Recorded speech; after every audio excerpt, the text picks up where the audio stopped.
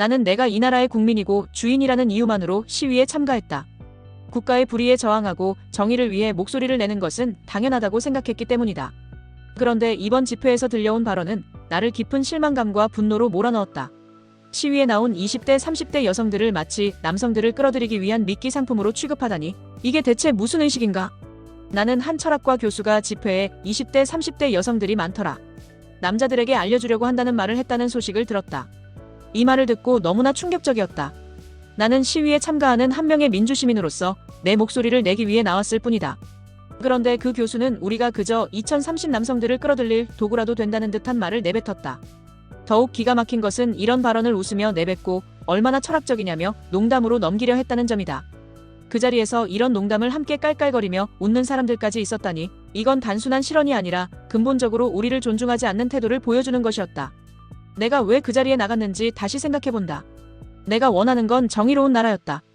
불의에 분노하고 나와 내 이웃의 권리를 위해 행동하고자 했던 것이다.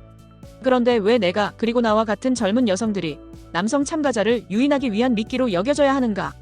지난 집회에서도 페미니스트 연사가 발언할 때 세대를 막론하고 남성들이 야유하던 모습을 떠올리며 이번 교수의 발언이 단순히 실수가 아니라 우리 사회가 여성들을 어떻게 보고 있는지를 단적으로 드러낸다는 생각이 들었다. 그날 집회에서 나는 오히려 희망을 느꼈다. 주변을 둘러보니 20대, 30대 젊은 여성들이 정말 많았다. 그들의 눈빛은 강렬했고 목소리는 단호했다. 우리가 이렇게 나서야 한다는 의무감이 그들의 행동에서 보였다.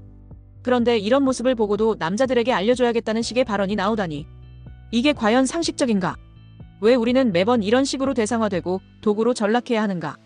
나는 원래 민주당의 골수 지지자였다. 문재인을 2번이나 대선에서 뽑았고 항상 총선에서도 문재인을 지지했다. 그러나 이번에 시위에 나가면서 느낀 불쾌함은 단순히 개인적인 문제가 아니었다.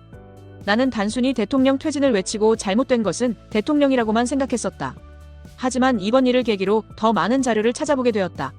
대통령의 담화문을 읽었을 때는 그 사람의 나라에 대한 진심이 느껴지는 듯했다. 나는 혼란스럽다. 누가 진정으로 옳은지를 판단하기 어려워졌다. 하지만 더 가치 있는 진실을 말하는 곳에 귀를 기울이기로 했다. 지금 내 귀는 조금 오른쪽으로 기울고 있는 것 같다. 내가 믿고 지지했던 것들이 정말 올바른 선택이었는지 이제는 더 깊이 고민해야 할 때가 온 것 같다.